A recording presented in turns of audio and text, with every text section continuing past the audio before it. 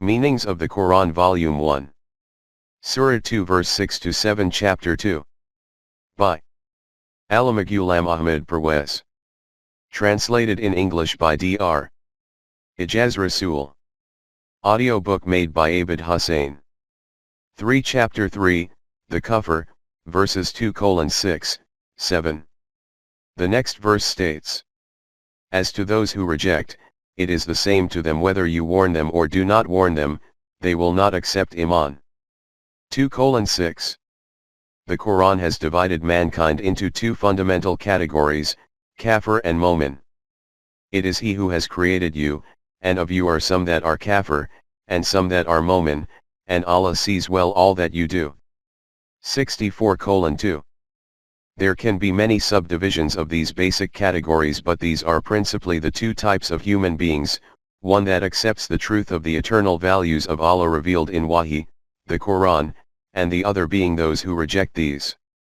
This is what is referred to as the two-nation ideology, i.e., Muslim and non-Muslim. This verse, 2:6, is commonly translated like this: for those people who are kafir, it is equal to them whether you warn them or not, they are not going to accept Iman. As we have seen before, there was an objection raised due to the apparent meaning of 2:2, that those people who are already muttaqi, what need do they have for guidance? Guidance is for those who are astray. The answer to this has been given earlier. 3.1 The objection.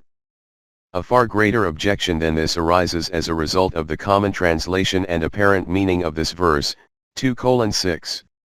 It is said that it is all the same to the kufr, non-Muslims, whether they are preached to about guidance or not, they will never accept Iman, so is the need for guidance then for Muslims.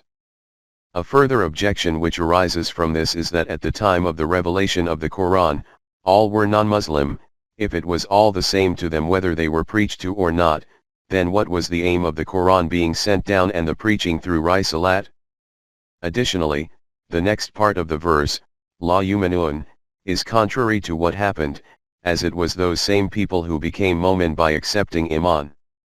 It is clear from these explanations that this is not the correct meaning of this verse. For its correct meaning, look again at the explanations which have been presented in reference to Iman. It was said there that Iman is the name for acceptance of the truth about facts with the intention of the heart and using one's own choice. In other words, no individual can become a Momin until he accepts these truths without any coercion or compulsion, using his own choice and intent. It was from this point of view that it was stated that no individual can become a Momin merely due to being born in the home of Muslims. For this, some action has to be taken.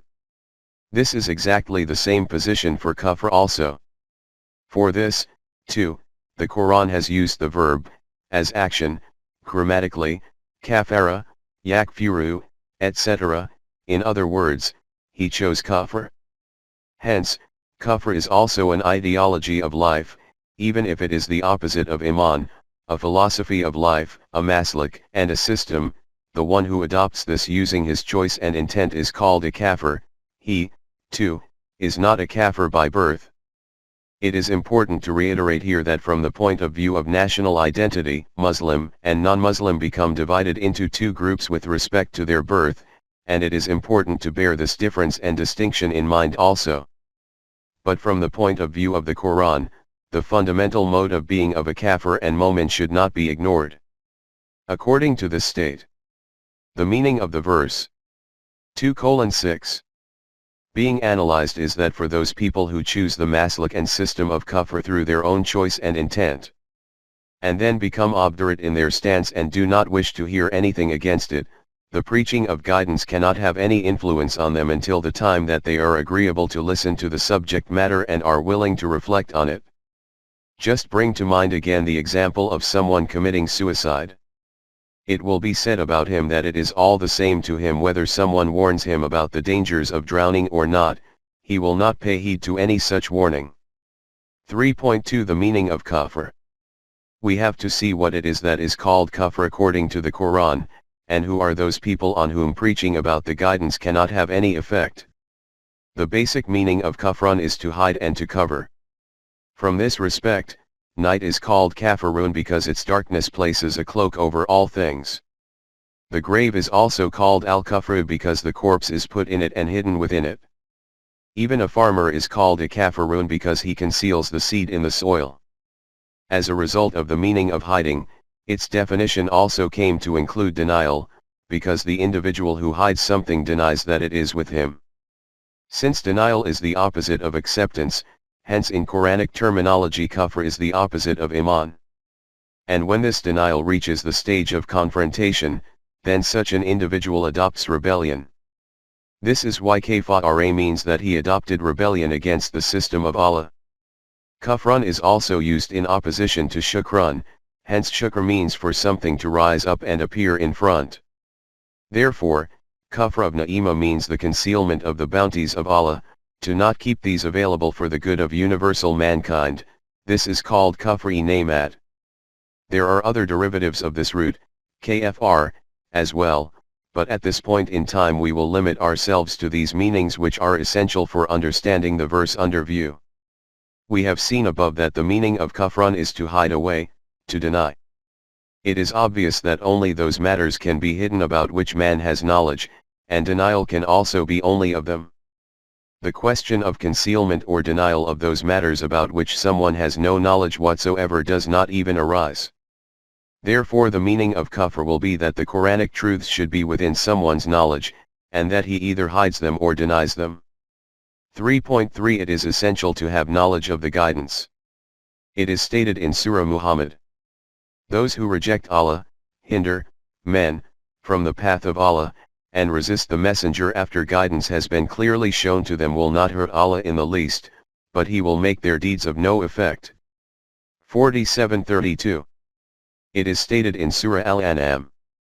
O you assembly of inhabitants of rural and urban dwellings! Came there not unto you messengers from amongst you, setting forth unto you my signs, and warning you of the meeting of this day of yours? They will say, we bear witness against ourselves. It was the life of this world that deceived them. So against themselves will they bear witness that they were kafirun. 6:130. Men will be questioned, whether they are from nomadic tribes, jinn, or from urban habitations of cities, ins what, did not such messengers come to you, who presented our laws before you, and informed you clearly that the outcome of adopting a path against these laws will be destruction and ruin? They will attest to this and will say, yes, this did take place. However, the vested interests of physical life kept them in deception, and so despite this, they adopted the maslak of kafr, and in this way they will give evidence against themselves. And after this it is stated, this is so because your Rabb would not destroy for their wrongdoing men's habitations whilst their occupants were unwarned. 6:131. This is so because it is not the way of Allah that he should destroy some nation without warning them about the consequences of their wrong system. Doing this will be injustice, and Allah does not do injustice to anyone. From this, too, the meaning of choosing kufr becomes evident, i.e., the condition for this is that the truth should have appeared before someone and they refuse to acknowledge it. Similarly, in Surah Mu'min it is stated, those in the fire will say to the keepers of hell, pray to your Rabb to lighten for us the penalty for a day. They will say, did there not come to you your messengers with clear signs? They will say, yes. They will reply, then pray, as you like. But the prayer of the kafirin is nothing but futile wandering in mazes of error. 40:49-50. The inhabitants of hell will appeal to the guardians of hell, could you not just petition Allah that he may mitigate this punishment of ours, even though it be for a day? They will say in reply that, tell us, did not Allah's messengers come to you with clear rationales? They will respond, yes, they did come. The guardians of hell will say, then go and beseech Allah yourselves, we cannot do such a thing. Why should we bother supplicating for the one who has deliberately and knowingly purchased destruction for himself? After this it is stated that having repudiated truths in this way, what result can the supplicating of those treading on wrong paths produce? 3.4 Admonition and its propagation. Before moving on, it is important that the meanings of the word Ansar which appears in this verse, 2:6, are also clarified, i.e. it is the same to them whether you warn, Nazar, them or do not warn them. As stated above, the customary meaning of this is that of frightening them. The correct meaning does not become evident from making them fearful.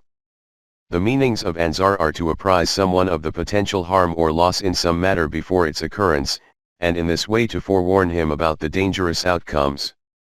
The vanguard which routinely traveled ahead of an army so that it could warn it by detecting the movements and activities of the enemy, used to be called Naziratul Jaish. In the previous pages this reality has been clarified that, according to the law of requital of Allah, there is a consequence of every deed of man, and an outcome of every system. The messengers of Allah used to warn people according to the wahi of Allah that the consequence of your wrong path will be destructive, whereas the outcome of the righteous path will be prosperous. According to the former, they used to be called Nazir, warners, i.e. the one warning about the calamitous effects of their wrong path, and according to the latter, Bashir, i.e. the one giving glad tidings of the propitious results of treading on the right path. Based on this, the meanings of Ansarun will be to apprise or warn, not merely to frighten. This fact is stated with such succinctness and eloquence in a verse of Surah Yasin that by reflecting on it the intellect and vision become entranced. It is stated that this Quran has been sent down so that it may give warning to any, who are, alive, and that the charge may be proved against those who are kafirin. 36:70. In other words, whichever individual or nation still retains the potential to remain alive, they should be made aware how the wrong path on which they are treading is leading them towards the destruction and ruin of hell. And then whoever, despite this, refuses to abandon this wrong path, this fact should become ultimately evident to them that whatever the warner had said was indeed true. In other words, tanzir, warning, can only be of benefit to the one who is desirous of being alive. 3.5 The human self. Let us move forward. It has also been stated earlier that there are fundamentally two doctrines in relation to human life. One doctrine is that the life of a human being remains busy in movement and action under the obedience of physical laws, and when this machinery ceases to function, according to these same laws, then that is called death, as a result of which this person ceases to exist. This is called Western materialism, secularism, or communism. The second doctrine is that man is not just defined by his body, other than the body, there is another thing within him which is called his self, nafs, or, in the terminology of Iqbal, his khudi, ego. This is neither a product of physical laws, nor is it under the control of these laws. This is the fountainhead of human intent and choice, and it is on this that the result of every deed of man is, you could say, imprinted. It is not impacted in the slightest by the death of the body. This continues forward, taking these imprints of this individual's deeds with it. This is called the life of the hereafter, in which its rank is defined according to these imprints of which it is the possessor. This is the Quranic doctrine of life. The development of the human self is the purpose and goal of the Quranic program. This fact is clarified in two succinct verses of Surah Ash-Shams. Truly he succeeds that purifies it, and he fails that corrupts it. 91:9-10. The one who has developed his self, his field has achieved fruition. Whoever submerged it under the dust of material interests, his human potentials remained buried, undeveloped. It is clear from this that kufr means to hide eternal truths, and the denial or suppression of one's own self. It is on the basis of this that life at an animal level is called kufr, i.e. that doctrine of life in which human life is taken to mean merely a physical life just like that of animals. It is stated in Surah Muhammad. While those who are kafir will enjoy this world, and eat as cattle eat, and the fire will be their abode. 47:12. The goal of life of those people who adopt the maslak of kufr is to eat and drink like animals and to benefit from the physical accoutrements of life, nothing more than this. What can their end be but the hell of destruction? At another place this doctrine of life, secularism, is explained in these words. And they say, what is there but our life in this world? We shall die and we live, and nothing but time can destroy us. But of that they have no knowledge, they merely conjecture. 45:24. These people say that life is only the life of this world. We remain alive in this and then the passage of time puts an end to us. Commenting on this, the Quran states that these people have no knowledge of the truth, they remain wandering in the dales of skepticism and conjecture. It has already been noted above that just like Iman, Kufr is also embraced through one's own intent and decision, and it is adopted at that juncture when knowledge of the reality has been acquired. Hence, it is stated in Surah Al-Kahf.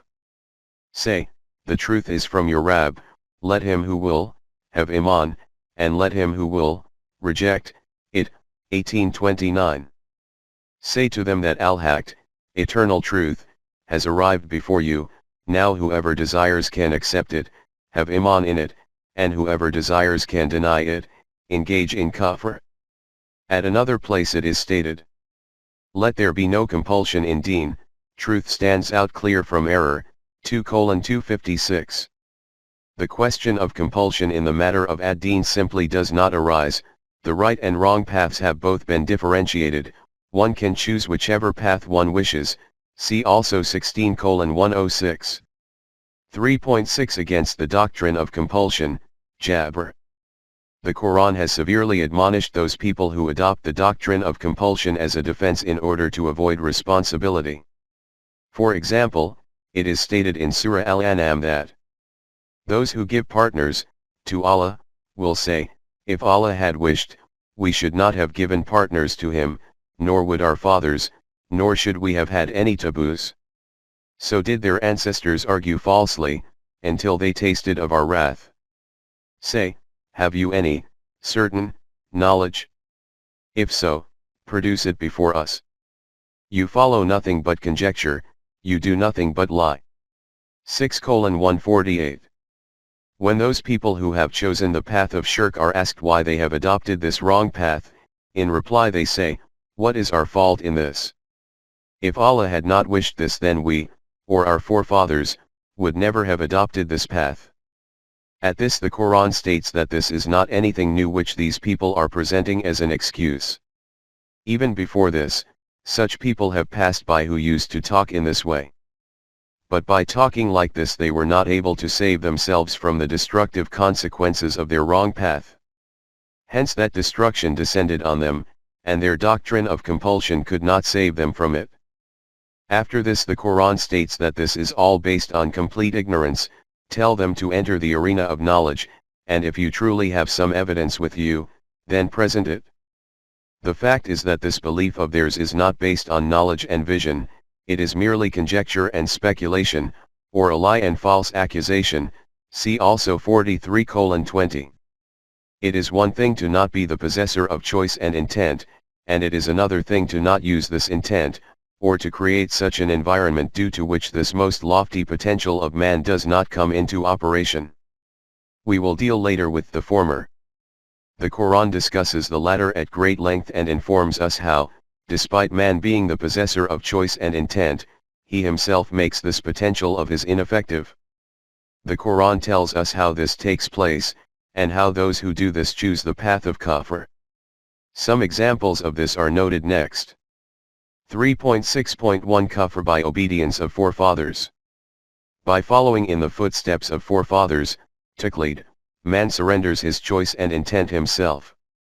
It is stated in Surah Al-Baqarah. When it is said to them, follow what Allah has revealed, they say, nay. We shall follow the ways of our fathers. What? Even though their fathers were void of wisdom and guidance. 2:170. When they are told to obey what Allah has sent down, the Quran, they reply, no, we are going to keep on following the same path on which we found our forefathers treading. Censuring this, it is stated that despite their forefathers not possessing intellect and vision, nor being on the correct path of wahi, they will continue to follow in their footsteps. In the next verse it is stated, The parable of those who are kafir is as if one were to shout like a goat herd to things that listen to nothing but calls and cries, deaf, dumb, and blind, they are void of wisdom.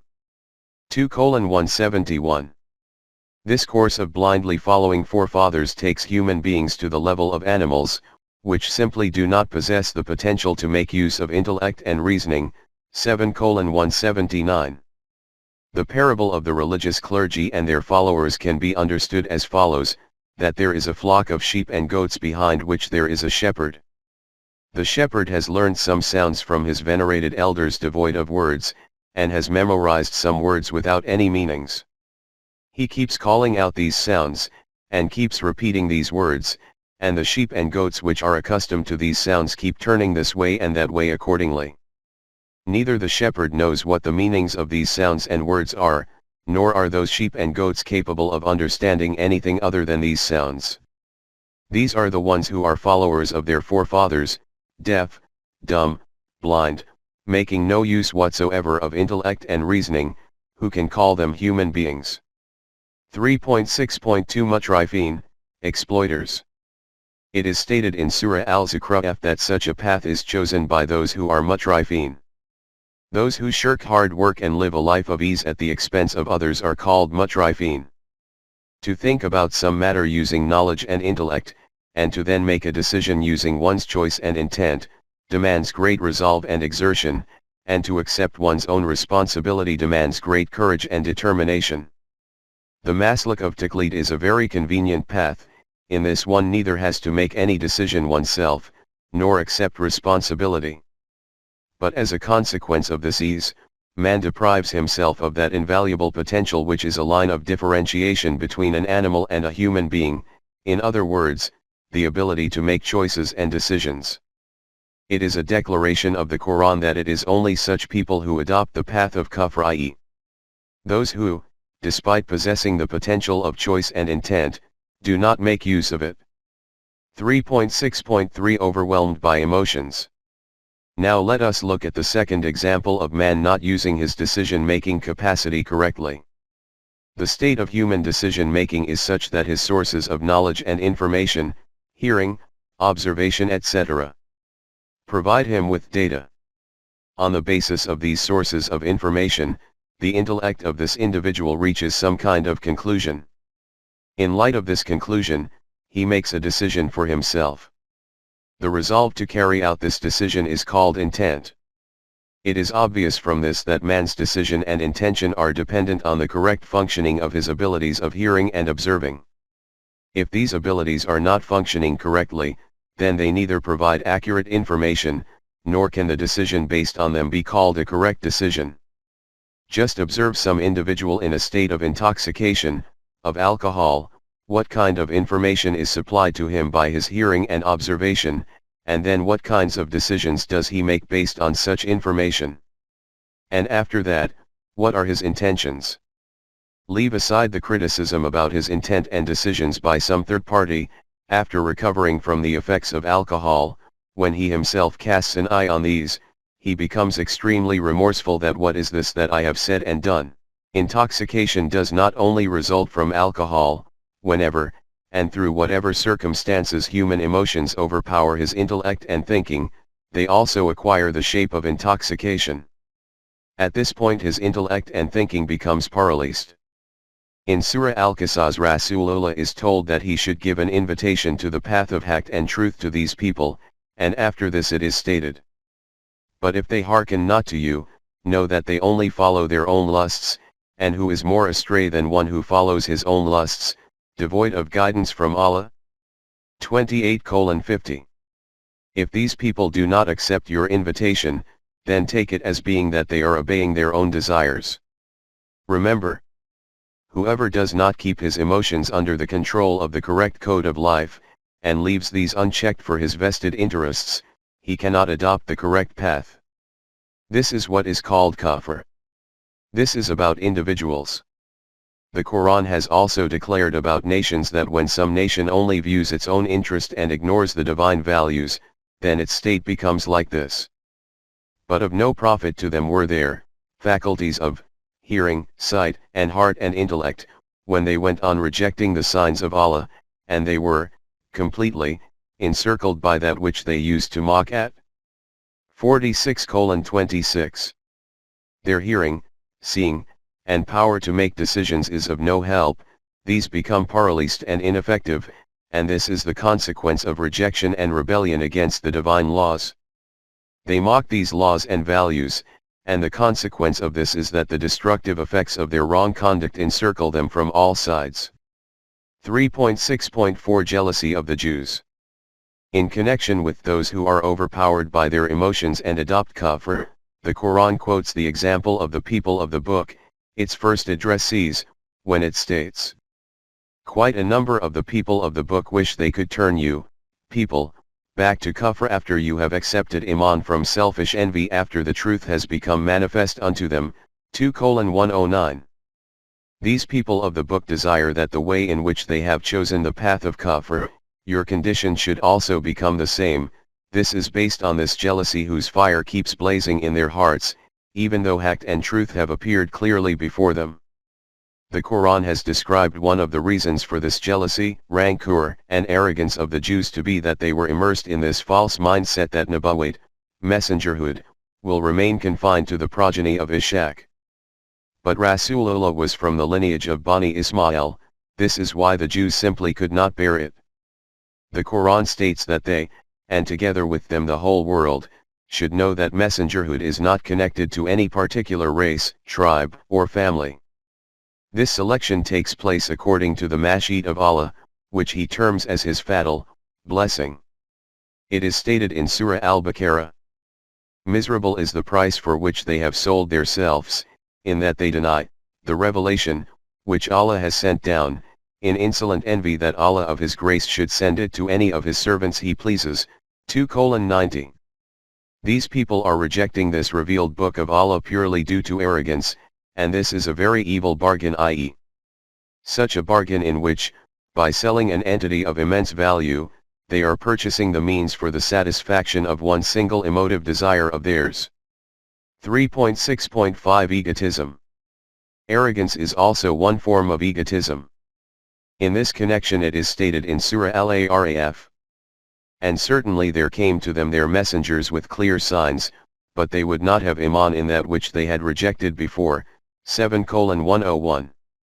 The messengers of Allah did come to them with clear facts and rationales, but they refused to acknowledge them merely due to their haughtiness and pride and declared that you are liars. After that those messengers reasoned with them 1,000 times, but since no had once been uttered from their lips, they therefore remained intransigent as a result of egotism and continued to keep on rejecting. The Quran has given a clear example of egotism relating to the account of the confrontation between Musa and Pharaoh.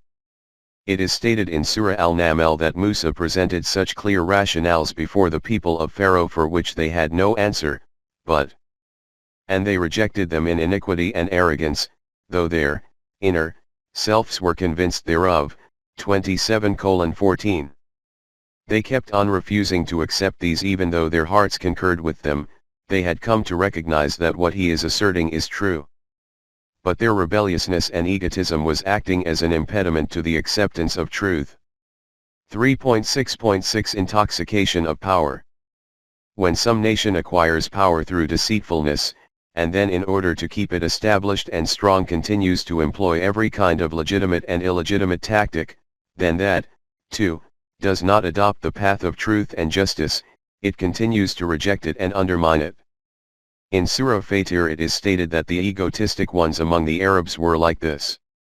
Before the appearance of Rasulullah, they used to continually swear that if some messenger of Allah comes in their direction, then you will see how we will become the best guided nation in the world. But when that messenger arrived, not only did they reject his invitation, but they began to display deep hatred and antagonism towards him, purely because they had authority in the land, and by the acceptance of this truth then that illegitimate power could no longer have been sustained. 35:42-43. These are the people about whom it is stated, "It is the same for them whether you warn them or do not warn them, they will not accept iman." 2:6. Those people who are captivated by their desires in this way. It is equal to them whether you warn them or not about the destructive consequences of their wrong path, their emotions of jealousy, hate, prejudice, animosity, vested interests, arrogance in the land, and intoxication of power do not leave any possibility that they can listen to something with their conscious mind and formulate a decision using a moral intellect. Just imagine for a moment this scene, that the streets are brightly lit, the road is like a carpet of light due to electric lights, but that a traveler shuts his eyes. Can this light be of any assistance to him? Will it not be said about him that it is the same for him whether the paths are lit or immersed in darkness? Such are those people about whom it is stated.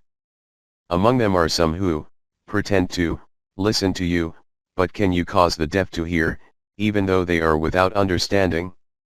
1042. These people come and sit in your gatherings. It appears as if they are listening to your talks very attentively.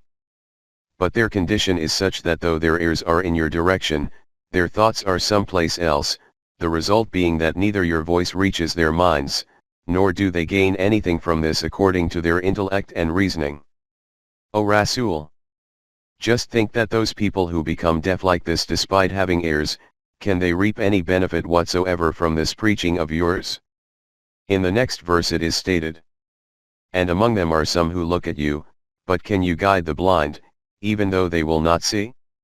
1043. You are deep in conversation with them, and they are even gazing at you, but despite this they see nothing because their thoughts are elsewhere. O Rasool!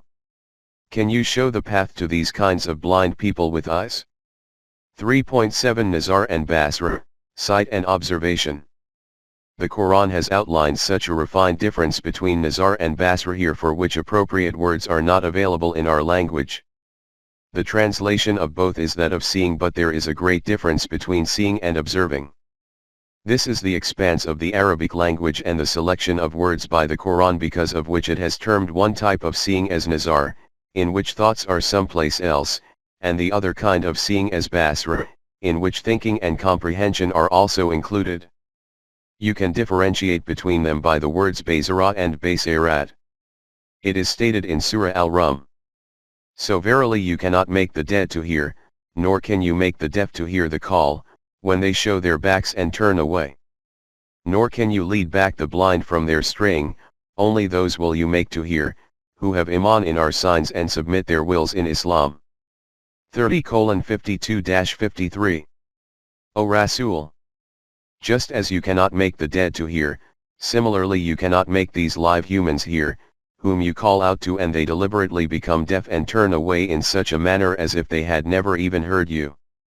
In the same way, you also cannot guide these blind ones towards the straight path and take them out from the darknesses of misguidance, who despite possessing eyes, simply do not wish to see. Only those will pay attention to your teaching who, when bowing their heads to it, have accepted iman in the truth of this. In Surah Luqman it is stated, when our signs are rehearsed to such a one, he turns away in arrogance, as if he heard them not, as if there were deafness in both his ears, announce to him a grievous penalty. 31:7. Just consider the condition of that individual who, when he is presented with our laws, walks away with such extreme pride and arrogance as if he had never heard anything, as if his hearing is blocked by earplugs. But by doing this, how can he save himself from the destructive effects of his wrong path? After ingesting poison, man may ignore this warning 1,000 times, that poison causes death, the poison will of a surety show its effects. 3.8 Elucidation of reality through comparison. As has already been noted, one technique of the Quran is also to make reality evident through comparison. For example, it is stated in Surah Fatir, the blind and the seeing are not alike. 35:19. In the next two verses, nor are the depths of darkness and the light equal. 35:20. Nor are the shade and the heat of the sun alike. 35:21. And in the next verse, nor are alike those that are living and those that are dead. Allah can make any that He wills to hear, but you cannot make those to hear who are in graves. 35:22. It is Allah's law that only he who wishes to listen can hear. The one who dons a death shroud while alive and then reposes in a grave and thus becomes a corpse, who can make him hear? Who can make him see anything? These are those walking corpses for whom it is equivalent whether. It is the same to them whether you warn them or do not warn them, they will not have iman. 2:6. For whom it is the same whether you warn them or not about the dangers on the path, when they simply do not wish to see or hear anything, then how will they accept your teaching? This Quran is the code of life for those human beings who are alive, 36:70, not for giving sermons in graveyards. 3.9 Should they be left to their state? A question arises here, should these people be left in this state of theirs, and then taking this to be the case, that the message of haqq and truth should not be passed on to them because doing so would be pointless? No. This is not the desire of the Quran. In these verses the Quran is describing the state of the psyche of these people and expressing their response. It does not say to Rasulullah, or other communicators of haqq, that by declaring them to be beyond reach, you should turn your back on them.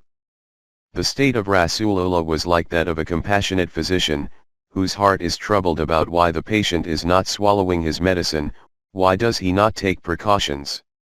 The degree of intensity of Rasulullah's feelings was such that Allah himself had to inform him that you would only, perchance, fret yourself to death, following after them, in grief, if they do not have iman in this message.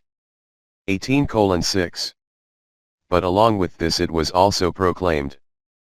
But proclaim, to them, this, truth that every self delivers itself to ruin by its own acts. 6:70. The response to your deep concern is only that you keep on reminding them about the ignored realities using the Quran, so that this may not happen that some individual becomes ruined because the truth did not reach him. In connection with the discussion on iman, we have seen that according to the Quran there are 5 fundamental constituents of iman: Allah, Malaika, the messengers, the books, and the hereafter. The rejection of all of them, or even one of them, is kafir. It is stated in Surah An-Nisa. Any who denies Allah, His Malaika, His books, His messengers, and the Day of Judgment, has gone far, far astray. 4:136. But the Quran has described so many aspects, and so many kinds of kafir, that its sphere becomes very wide, and not only are those whom we term as kafir or non-Muslim contained in this sphere, others also fall within it. At this point in time we are only presenting a few of these aspects, the rest will be discussed as they appear at their own places. 3.10 It is kafir to consider the universe as batil. One belief about the universe is that it has no external existence, it is just an illusion created by human thought. The Greek philosopher Plato is stated to be the originator of this doctrine, which in his terminology is called the theory of forms. This doctrine arose from there and gradually spread throughout the world, particularly in the world of mysticism. This is why in the Hindu philosophy of Vedanta the universe is called Maya or deception, or a dream of Ishvar or sport. The doctrine of unitary existence of the followers of mysticism is somewhat similar to this. Most of our poets, especially Persian, are influenced by this Platonic doctrine. The doctrine of the materialistic philosophers of the West is that this universe has come into existence purely by chance and is busy in motion via its own inner force. When this inner force ceases one day, then this will disintegrate into pieces and the entire structure of the universe will be annihilated. There is neither any purpose to its creation, nor is it busily engaged in motion according to some defined program, nor does it have any destination and aim. The Quran calls these concepts batil and proclaims them to be kafir. It is stated in Surah Sad. Not without purpose did we create heaven and earth and all between. That were the thought of those who do kafir. But woe to the unbelievers because of the fire, of hell. 38:27, see also, 21:30. Contrary to this, the state of Mu'minin is such that they reflect on the creation of the heavens and the earth, and in the alternation of the day and night while standing and sitting, lying down, in every state, and after persistent effort and investigation, they reach this conclusion that our Rab, not for naught have you created, all, this. 3:190-191. From this it is clear that according to the Quran it is kufr to consider the universe as an illusory thought or devoid of purpose and destination, batil. 3.11 Duality is kufr. The Quran states, O you who have Iman, enter into Islam, system of deen, wholeheartedly, 2:208. This point is very important and merits profound reflection. After diagnosing your ailment, a physician specifies a prescription for you which consists of different components. It is necessary for the cure that you utilize this prescription in its entirety. If you use some components of this and discard others, then not only will your disease not be treated, it is also possible that you may in fact be harmed by this. This is the same condition of the Islamic system. The Quran is such a code of life which encompasses all aspects of human life. The state of the system which will be established according to it will also be such that no aspect of life will be out with the sphere of its rule and the domain of its implementation. Hence, this will have to be adopted fully. If such a situation is created where some of its components are made a part of one's own system, and other components are omitted, or some constituents of this system are adopted and the remainder are devised by our own selves, or constituents which are formulated by other people are borrowed, then not only will the system not establish its blissful results, instead, its consequence will be nothing other than humiliation and disgrace and destruction and ruin. The Quran also declares this path of duality to be kufr and proclaims this to be deserving of punishment. It is stated in Surah Al-Baqarah, then is it only a part of the book that you have Iman in, and do you reject the rest? But what is the reward for those among you who behave like this but disgrace in this life? And on the day of judgment they shall be consigned to the most grievous penalty, 2:85. In another verse it is stated, this is because, when Allah was invoked as the only sovereign, whose laws are to be obeyed, you displayed kufr, but when partners were joined to him, you believed. The command is with Allah, Most High, Most Great. 40:12. When these people used to be invited to the one Allah, they used to display kufr, and when others were invoked alongside him, then they used to have Iman in that. Remember, this path is of kufr and shirk, not of Iman and Tawheed. The path of Iman is only this, that sovereignty and rule must be completely and practically of Allah the one and only. 3.12 Not establishing rule according to what Allah has sent down. And this is that supreme reality, by stating which in Surah Al-Ma'idah, a clear line of demarcation is drawn between kufr and Iman. If any do fail to judge by the light of what Allah has revealed, the Quran, they are kafirun. 544. The aim and goal of the Quran is the unity of mankind, i.e., gathering mankind as one under the obedience of the divine values so that all these ruinous conflicts and bloodshed come to an end, which are the natural consequence of humanity being divided into different factions. As an initial step for this it shapes an ummah which it terms a Muslim ummah. The unity of this ummah is the manifestation of Tawheed. 3.13 Sectarianism is shirk and kafir. This is why according to it sectarianism is considered to be shirk and kafir. It is stated clearly in Surah Al-Rum that, and be not you among those who join gods with Allah, shirk, those who split up their deen and become sects, each party rejoicing in that which is with itself. 30:31-32. At another place it has declared this sectarianism to be kafir, and has intensely opposed it in an instructive manner when it is stated, be not like those who are divided amongst themselves and fall into disputations after receiving clear signs. For them is a dreadful penalty, on the day when some faces will be lit up with white, and some faces will be in the gloom of black. To those whose faces will be black, will be said, did you reject Iman after accepting it? Taste then the penalty for doing kafir. 3:105-106. O Jamaat Imamanin, do not be like those people who, after receiving clear teaching from Allah, fell into mutual disputation and in this way became divided into sects. The consequence of this will be a great devastation. Think of it as at the time of the manifestation of results, some faces will be bright and jubilant and some will be dejected and clouded. And these bleak ones will be those who, having created divisions, after accepting Iman, adopted kafir. They will be told to taste now the devastating consequence of your kafir.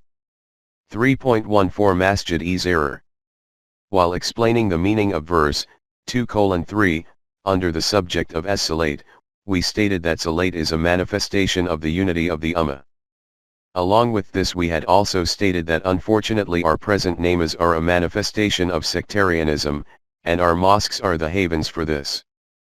The Quran has declared the construction of such mosques which lead to sectarianism within the Ummah to be kafir, and this has been stated in relation to the construction of that mosque which was erected during the eminent time of Rasool with the aim of creating division. Regarding this mosque, the Quran has proclaimed, "And there are those who put up a masjid, mosque, by way of mischief and infidelity, to disunite the mu'mineen, and in preparation for one who warred against Allah and His Messenger aforetime." 9:107. This mosque is one which will harm the unity of the Ummah, is a cause for division among the mu'mineen, therefore it is kafir, and understand it like this, that this is going to be a sanctuary for those people who were intent on warring against Allah and His Messenger. 3.15 The capitalist system and riba are kafir. In explanation of this same verse 2:3 of this surah, it was noted under the title of, "They keep their means of sustenance bestowed by us open for others," that the Quran presents a comprehensive economic system which is distinct and unique from other economic systems. This system uproots the capitalist system from its foundations. The foundation of the capitalist system is based on this ideology that capital also earns wealth. The Quran proclaims the system to be riba and declares it to be a maslak of kafir, such a maslak against which there is an eternal proclamation of war by the Islamic system. While referring to this capitalist system, the Quran has instructed the Jamaat-e-Mu'minin that, "O you who have Iman, devour not usury, riba, doubled and multiplied, but fear Allah, that you may, truly, prosper. Fear the fire, which is prepared for those who are kafir." 3:130-131, see also, 2:279. In other words, keep yourselves clear of this system, otherwise you will also be thrown into that hell which has been prepared for the kafir. 3.16 Do not let the Quran be heard. After these overall characteristics, the Quran has informed us of one fundamental characteristic of the kafir as being that these people do their utmost to prevent the voice of the Quran from reaching the people. Hence, in Surah Fussilat it is stated, "Those who are kafir say, listen not to this Quran but talk at random in the midst of its reading, that you may gain the upper hand." 41:26. Those people who have chosen the maslak of kufr are not only opponents of the Quran themselves, they also tell others that you too should not listen to this Quran.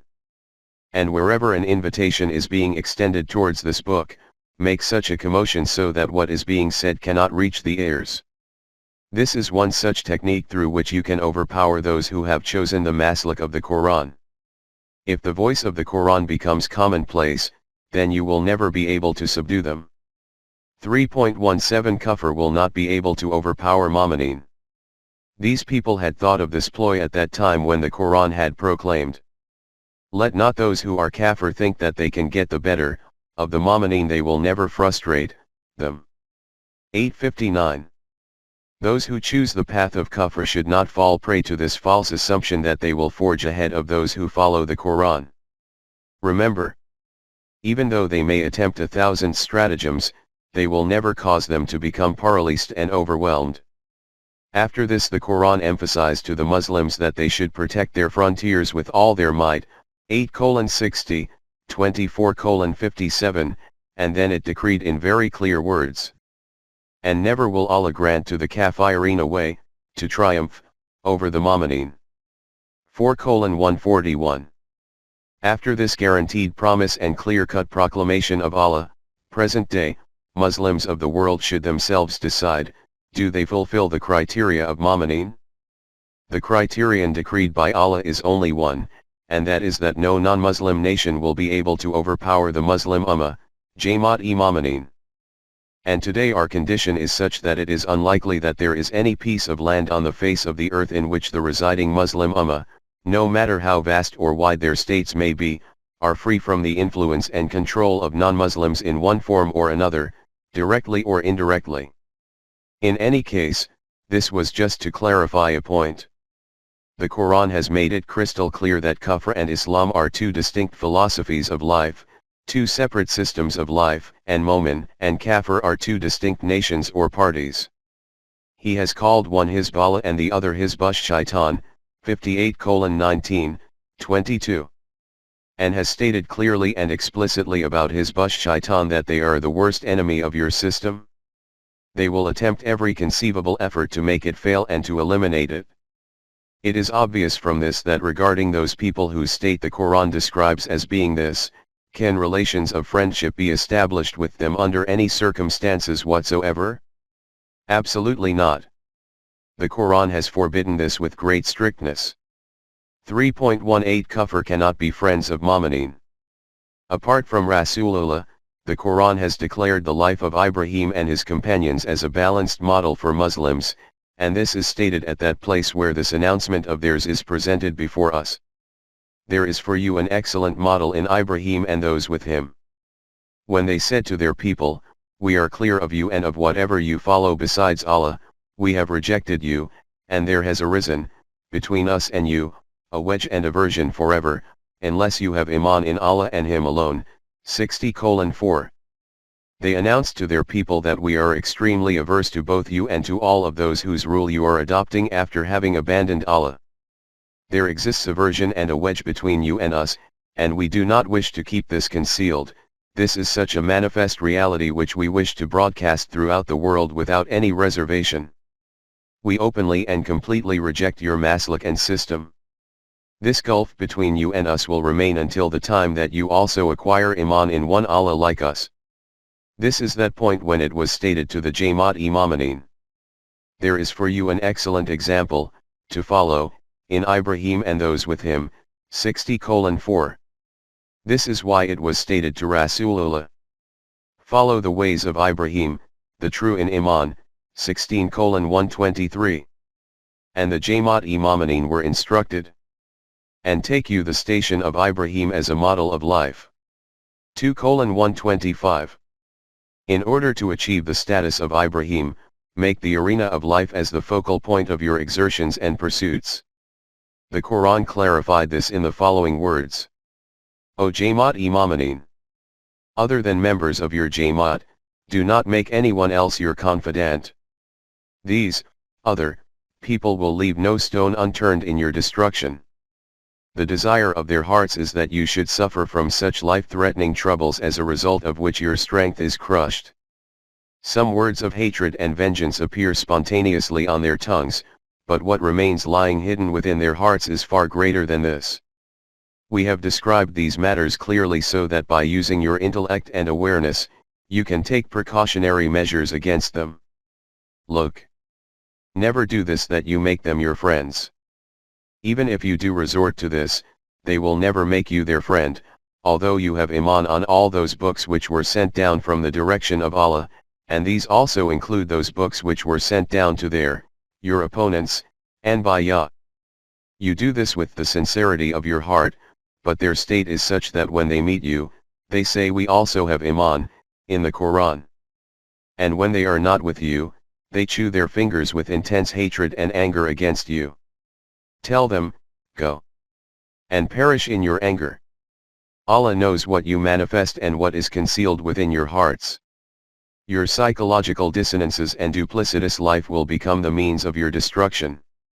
The state of the evil of their hidden self is such that even if something good touches you in passing, it severely displeases them. And if some trouble visits you, they are highly delighted by this.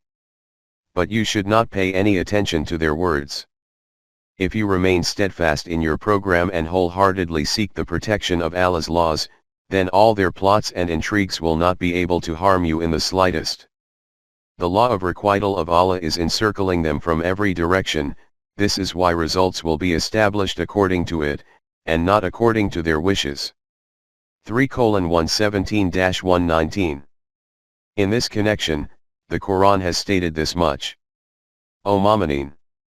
Understand this truth well, that according to Allah's constitution, the distinction between us and others will not be based on race and blood relationships, rather it will be according to a shared ideology of life. Hence, even if your parents, brothers and sisters also prefer kufr over iman, then you also should not make them your friends.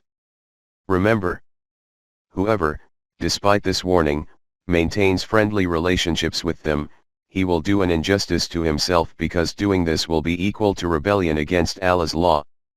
O Rasool! Tell these people that if your fathers and mothers, sons, brothers, wives, and other relatives, and the wealth and riches which you earn, and that commerce the decline of which you fear, and those mansions which you are so fond of, if even any one of these things becomes dearer to you than Allah and His Messenger, the divine system, and more dear than striving in the cause of its establishment and strengthening, then wait for the consequences of this path of yours to materialize at the time of manifestation of results according to the divine law. Remember, Allah never shows the path of success and prosperity to that nation which slips away in any direction after leaving the right path. 9:23-24.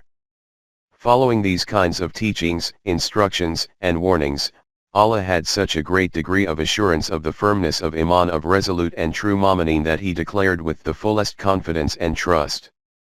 You will never see that those people who have iman in Allah and the hereafter will maintain friendly relationships with those who are willing to wage war against Allah and His Messenger. The system of Allah, regardless of whether they are their parents, children, brothers and sisters, or other family members. This is because these are the people in whom iman has penetrated the depths of their hearts. Allah's wahi becomes a source of strength for them in every aspect of their life, the consequence of which are eternal springs of Jannat, unfamiliar with autumns. In summary, Allah is well pleased with them and they with Allah. These are the very people who are called Hizb Allah, the party of Allah. And it is obvious that Allah's party always remains successful and prosperous. 58:22. 3.19 The conduct of hypocrites. It also becomes clear from the Quran that hypocrites had also joined in with the Jamaat-e-Mu'mineen. It appears as if they perhaps used to spread such ideas in this Jamaat that the whole world is against us, if we establish friendly relations with the kufr nearest to us, i.e. the Quraysh etc. Then we will gain strength through this. It is also possible that they may have secretly established these kinds of contacts and connections with them. The Quran exposed these kinds of mischievous whisperings of theirs and informed the Jamaat-e-Mu'mineen to remember that they are those hypocrites who, as to those who take for friends kafirin rather than mu'mineen, is it power they seek among them? Nay, all power is with Allah. 4:139. Those people who, leaving the Jamaat-e-Mu'mineen, make the kufr as their friends, do they do this because they think that they will gain some strength by this? Let them know that strength in totality will only be achieved by adhering to Allah's system, not by establishing friendly relations with the opponents. Such relations absolutely cannot be established with them. 3.20 There can be no compromise.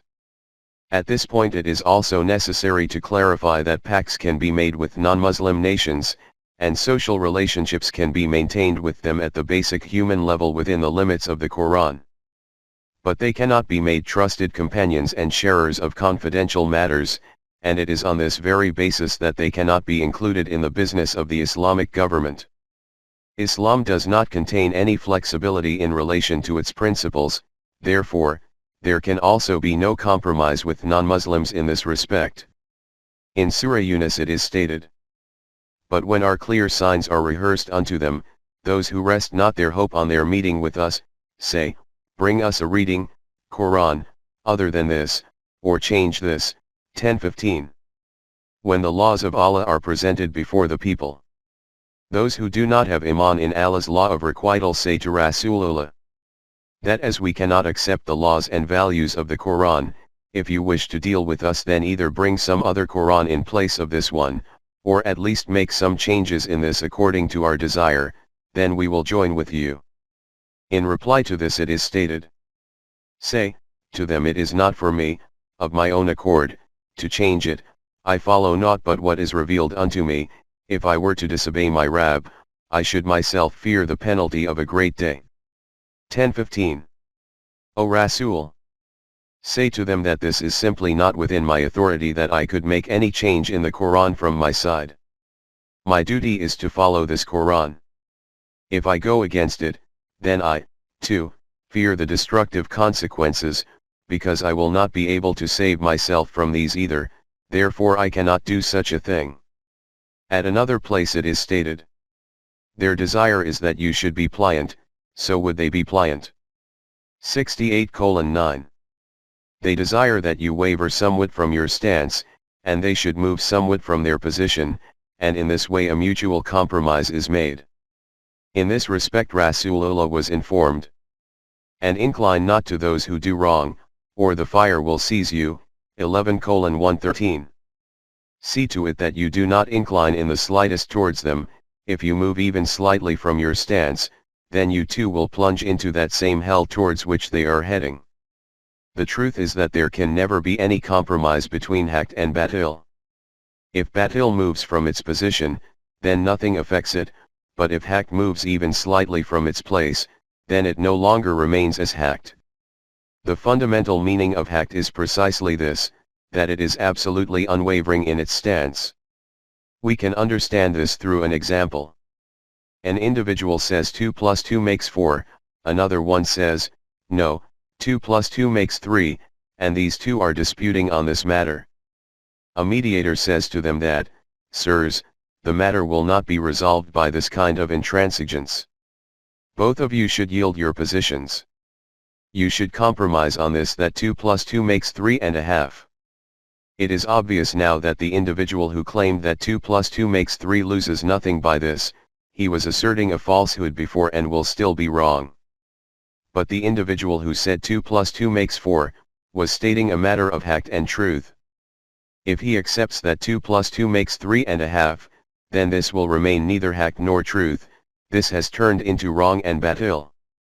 There can be hundreds of wrong answers to a sum, but the correct answer is one, and only one. This is the reason that haqq simply cannot compromise with batil.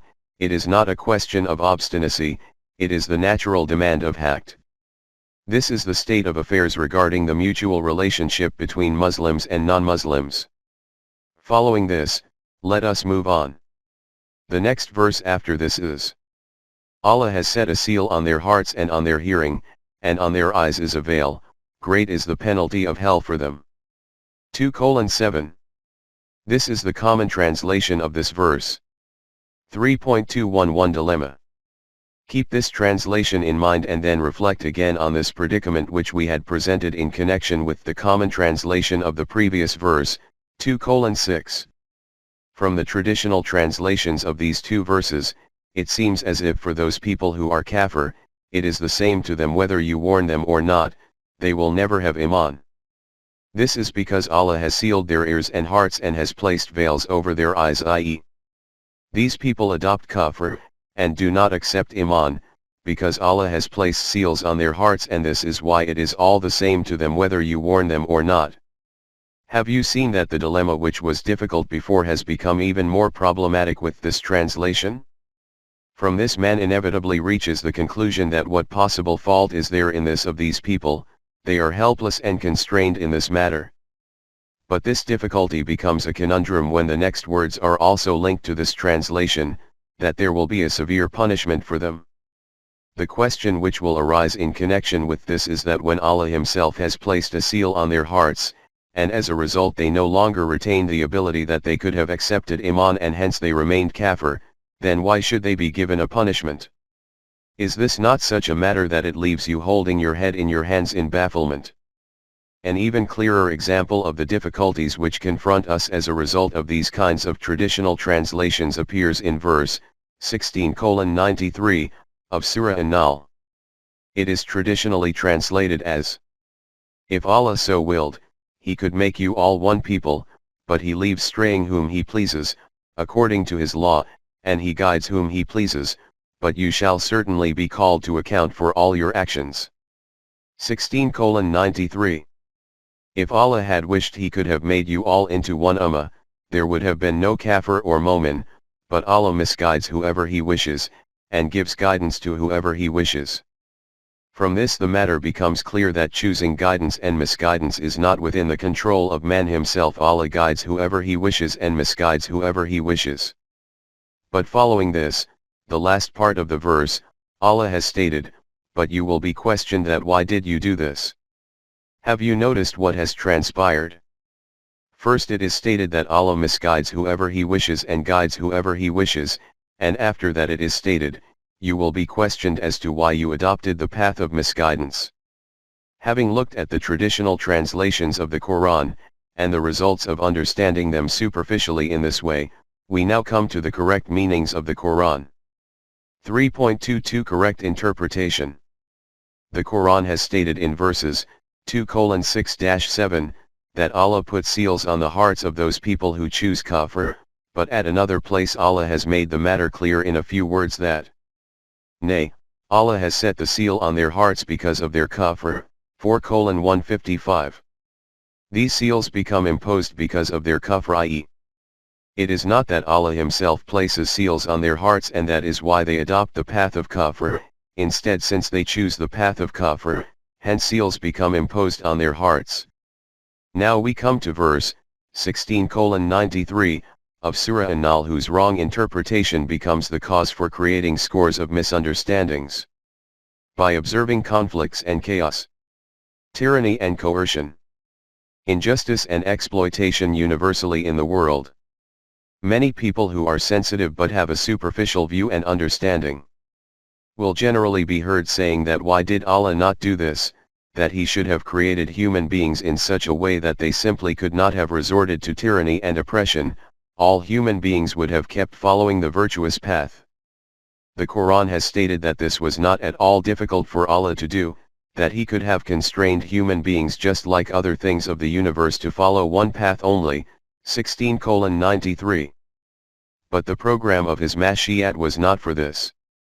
He did not create man constrained in this way, He created him possessing the freedom to choose and with the ability to make decisions.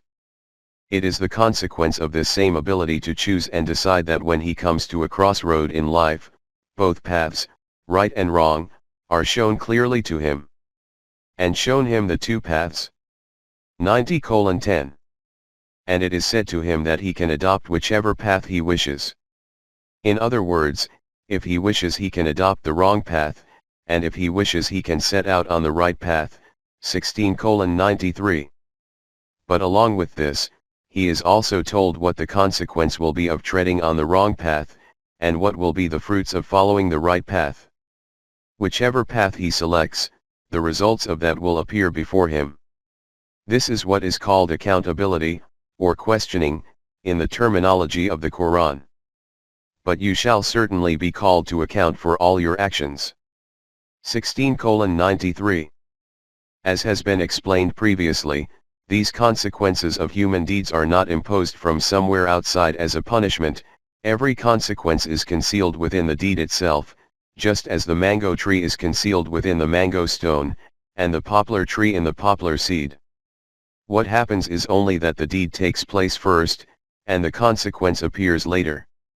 Regarding the existence of this intrinsic link between the deed and its consequence, it is stated, "Let every self look to what provision it has sent for the morrow."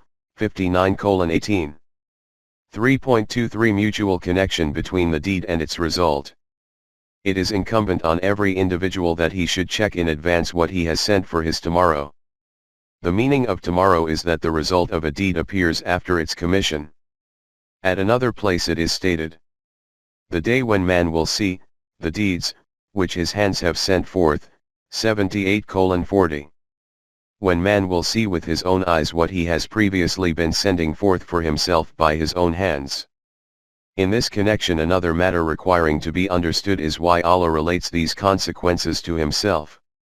For example, in this same verse, 16:93, it is stated that whichever individual desires to tread on the right path, Allah guides him towards the right path, whoever desires to adopt the wrong path, he shows him the wrong path. Or, for example, it is stated in verse 2:7, that Allah has placed seals on their hearts, though we have seen that Allah himself has stated that these seals are a consequence of the kufr of these people themselves. The matter is clear, an action is initiated from the direction of man, and its consequences are determined according to the established law of Allah. The law of Allah begins its pursuit, you could say, according to whatever kind of act is committed by man, and ultimately seizes him, i.e., the consequence of this deed becomes established according to it and appears before him. For example, in relation to the wrong path of Bani Israel, it is stated, "Then when they went astray, Allah let their hearts go astray," 61:5. When they themselves became warped, Allah made their hearts warped. Or, at another place it is stated, "Then they turn aside, Allah has turned their hearts, from the light," 9:127. When they turned their faces away from the path defined by Allah, Allah turned their hearts in that same direction. This is that reality which has been detailed comprehensively in these words. Verily never will Allah change the condition of a people until they change it themselves, what is in their hearts. 13:11. Allah does not change the conditions and circumstances of a nation until the time that the nation does not produce change within itself, i.e., whatever kind of change that nation brings about within itself, the law of Allah will cause it to become exactly that. In other words, in this world of efforts and deeds the initiative lies in the hands of man and the law of Allah follows it. Whatever man wishes to become, the law of Allah makes him the same. And whatever he becomes in this way, like the fruit of a tree, he keeps displaying his traits through his own self. This is the conclusion and outcome of the issue of taqdir, fate. Iqbal has explained this in a very attractive and comprehensive style when he states that, in other words, the matter is very delicate and profound, but this secret is hidden within a word, and that word is this, that if you change, then your taqdir will change accordingly, i.e., however you turn out to be, your taqdir becomes the same, that same kind of law of Allah becomes applicable to you. If you make yourself dust on a path, then even the slightest gust of wind will whirl you around and disperse you. But if you create hardness like a stone within yourself, then whichever mirror you strike against, it will shatter into pieces. If you make yourself a dewdrop, then you will fall down to the ground from the heights of the heavens, and the tiniest of rays of the sun will end your being and existence. But if you transform yourself into a boundless ocean, then you will achieve eternal existence. However, if for some reason you have fallen into an abyss, then do not just sit there shedding tears blaming your taqdir, nor deceive yourself by saying that since Allah has written it like this in my kismet, so what can I do? This is false. In whatever state you are at this moment in this time, Allah's law is being imposed on you accordingly. If you desire that some other law of Allah should become applicable to you, then change your own self, the other law of Allah will become applied to you. There are infinite laws with Allah, whatever kind of individual a man himself wishes to become, the same kind of law becomes applicable to him. Hence, when Allah relates some deed of man to himself, this is what it means, i.e., he did this, so we did it like this. An individual dies by swallowing poison, this incident can be narrated in many different styles. It could even be said about this that the poison killed him, also that he killed himself by taking poison, and also that he ingested poison and Allah killed him. And as a principle, also that whoever swallows poison, Allah will kill him. 3.24 Allah relates deeds towards himself. In other words, whatever happens in the universe according to the established laws of Allah, he also relates these directly to himself. For example, rain falls according to the established law of nature of Allah, and these laws are so immutable that whoever acquires accurate knowledge of it, he can forecast when and where rain will fall. Despite this, Allah relates this to himself and states, "It is he who sends down rain," 31:34. Or, "In the rain which Allah sends down from the skies," 2:164. So much so, that he even says, "It is Allah who made your habitations homes of rest and quiet for you, and made for you, out of the skins of animals, tents for dwellings," 16:80. Even though it is obvious that human beings construct their tents and houses themselves. Whatever man does according to his natural abilities, Allah also relates this to himself. For example, leaving aside wahi, man acquires all kinds of knowledge through his own exertions, but because the basic potential to acquire knowledge is bestowed by Allah, hence he states, "Taught man that which he knew not." 96:5. Allah taught man all that which he was not aware of. He even says, "He who taught, the use of, the pen," 96:4. Allah taught man to write with a pen, although it is obvious that a child learns to write with a pen himself. In connection with documentation relating to buying and selling, it is stated in Surah Al-Baqarah, "Let not the scribe refuse to write as Allah has taught him," 2:282. It should never be the case that the scribe should refuse to write this documentation in the way that Allah has taught him. In Surah Al-Ma'idah, regarding hunting by dogs, it is stated, "And what you have taught your trained hunting animals, to catch, in the manner directed to you by Allah," 5:4. It is obvious that Allah does not teach hunters how dogs need to be trained to hunt. They learn this technique themselves. But since the potential to acquire knowledge is fundamentally bestowed by Allah, therefore Allah relates these matters to himself. This is that reality which Ibrahim has described in these words, "Who gives me food and drink, and when I am ill, it is he who cures me." 26:79-80. From these verses it is evident that Allah relates the effects which materialize via the laws established by Allah to himself, whether these are laws of nature dispersed throughout the pages of nature, or are preserved as the values and laws of Allah in the Quran.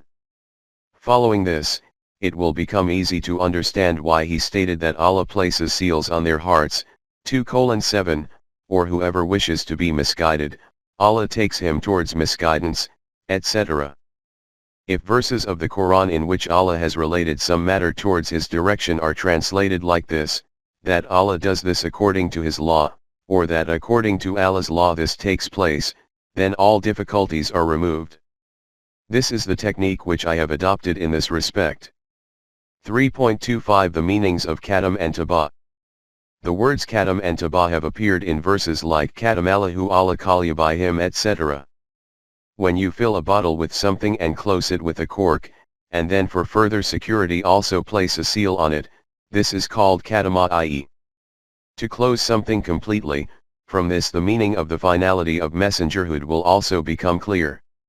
Sometimes we close an envelope and seal it with wax and then using a stamp engrave our name in it. Doing this is called taba. The issue is the same, i.e. to close something in such a way that nothing can enter it. Let us see how the state of the human heart becomes like this, that state in which nothing of knowledge and reason can enter. It is stated in Surah Al-Mu'min about Pharaoh and his companions. Such, as dispute about the signs of Allah, without any authority that has reached them. Grievous and odious, is such conduct, in the sight of Allah and of the Mu'mineen. Thus does Allah seal up every heart, of arrogant and obstinate transgressors. 40:35. These are those people who keep opposing Allah's laws without any authority or evidence. Just think how deserving of condemnation this path is. They do this merely due to egotism, arrogance, and pride. After this it is stated that in this way Allah put seals on the hearts of such people. 3.26 How hearts are sealed. It is stated in Surah Al-Rum, "Verily we have propounded for men, in this Quran, every kind of parable, but if you bring to them any sign, the kuffar are sure to say, you do nothing but talk vanities. 30:58. In order to make people understand, we have used various styles and techniques in the Quran, but their condition is such that when verses from it are presented to them, they will declare without any thought or understanding that you are dishonest and a follower of lies. After this it is stated, thus does Allah seal up the hearts of those who understand not. 30:59. In this way Allah puts seals on the hearts of those people who keep on calling others liars without knowledge and evidence. In Surah Al-An'am it is stated, of them there are some who pretend to listen to you, but we have thrown veils on their hearts, so they understand it not, and deafness in their ears. If they saw every one of the signs, they will not believe in them, insomuch that when they come to you, they but dispute with you. The Kafireen say, these are nothing but tales of the ancients. 6:25. This is how seals become applied to their hearts. This same reality is described at another place in the following words. And among them are men who listen to you, but in the end, when they go out from you, they say to those who have received knowledge, what is it he said just then? Such are men whose hearts Allah has sealed, and who follow their own lusts. 47:16. While sitting in your gatherings, they remain lost in their own thoughts, and when they stand up and leave, then they ask of those who had listened attentively to these matters, what was this individual saying in there? These are the people on whose heart seals become imposed according to the law of Allah, and they keep on blindly following their own desires. The state of their stubbornness is such that they say with great pride.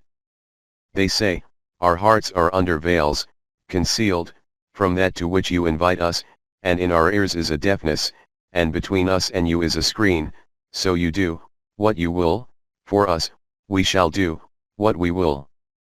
41:5, see also, 2:88.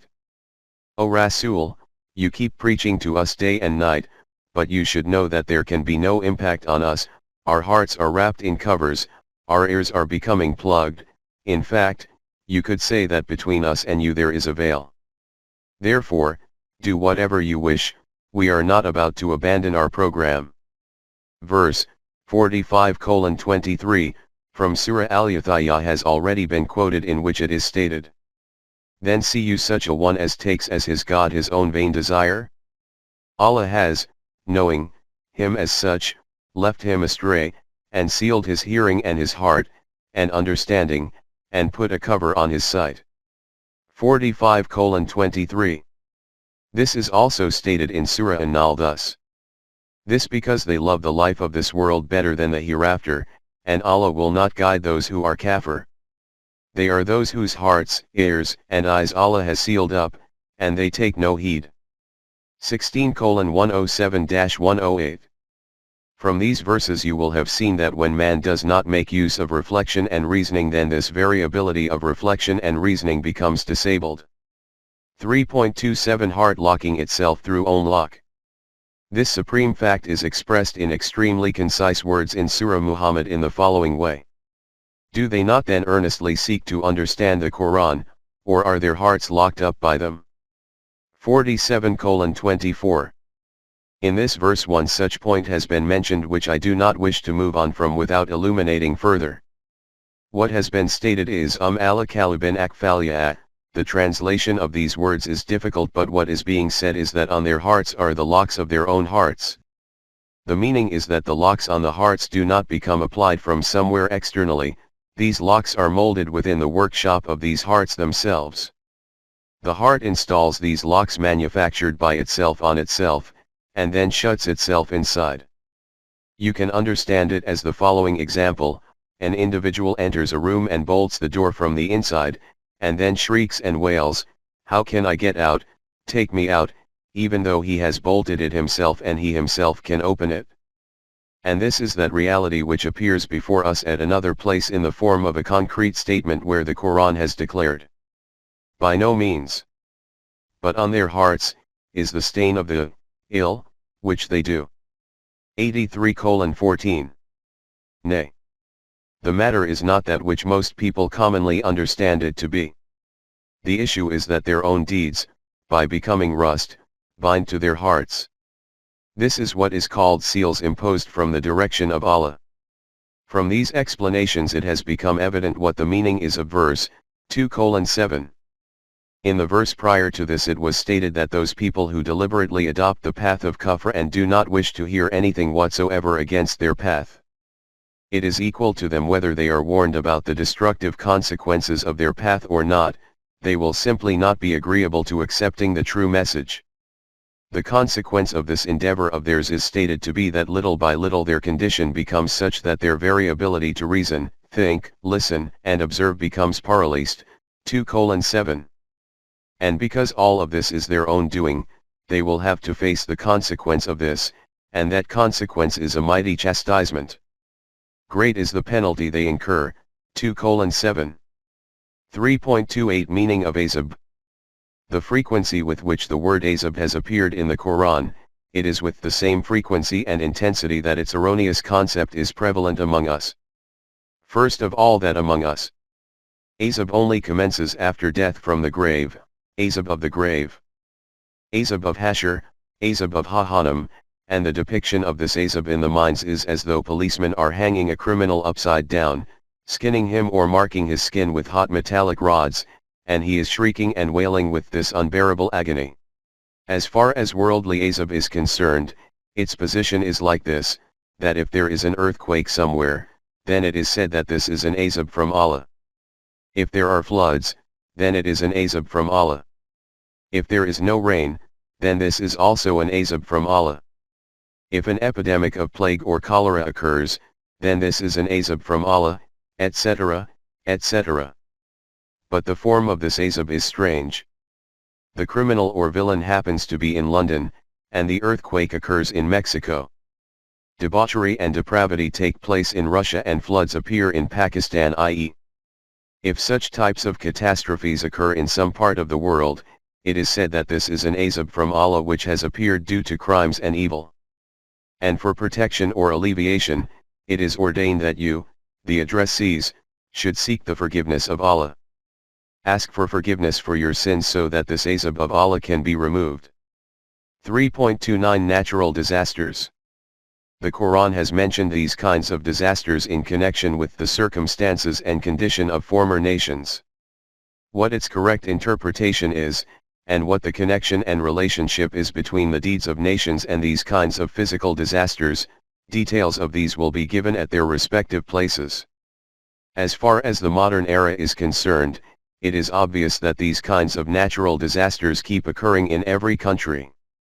Those countries which take precautionary measures in the light of scientific research remain protected from their disastrous effects. Those who do not do this, become destroyed. Human knowledge is gradually progressing forward. As a result of this, he has overcome many of these kinds of disasters, he will overcome the rest as well. When Allah informed man that we have subjugated the system of the universe to your control, what this means is that man was bestowed with this ability that he could harness the forces of nature. Details of this will appear later. Hence, to state about these kinds of universal disasters that Allah makes men suffer in an Azab due to their sins is incorrect. What happens is that due to contravention of the divine principles and values, the morals of a nation deteriorate. The foremost consequence of this is that the concept of justice disappears from this nation. This nation first of all adopts this practice of injustice against other nations and keeps promoting it by terming it as the fervour of patriotism. Gradually, these germs also penetrate within their own selves, and in this way lawlessness spreads in this society, the consequence of which is chaos and conflict in every facet of life. This also affects their organization and management, the outcome of which is that that nation simply does not remain capable of facing natural disasters. This is the link between the moral decline of nations and the devastations resulting from natural universal events. In other words, natural disasters, e.g., floods, earthquakes, etc., do not result from human sins, these materialize according to the laws of nature. The consequence of human sins, due to transgression of moral values, is that this nation neither retains the ability to counter and mitigate these natural disasters, nor has the potential to rectify the subsequent devastation resulting from these events. As far as punishment in the hereafter is concerned, it has already been stated that the state and environment of that life are such abstract realities which we cannot understand tangibly. These have been described in the Quran in the form of metaphors and similes. In light of these, we will explain what their meanings are in their respective places according to our vision and understanding. After this introduction, let us see what is the Quranic meaning of azab. In verse 1:5 of Surah Al-Fatiha we have seen that, according to the Quran, the concept of life is dynamic, it neither moves in circles nor is it static.